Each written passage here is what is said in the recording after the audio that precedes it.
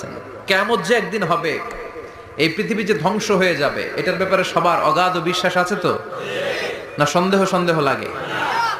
সন্দেহ আছে কারো? এই পৃথিবী একদিন থাকবে না, ভেঙে চুরমার হয়ে যাবে, খান খান হয়ে যাবে, সব মেসাকার হয়ে যাবে। আমি থাকবো না, আপনি থাকবেন না, আমরা কেউই থাকবো না। থাকবে একজন, তিনি কে?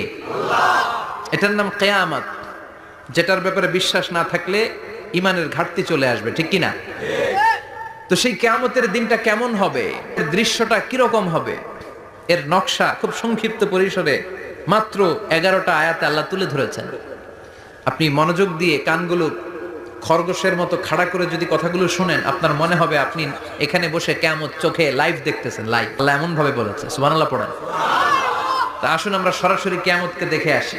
আসলে কিয়ামতটা কেমন বর্ণনা করছেন কে? আল্লাহ। সূরার নাম হচ্ছে সূরাতুল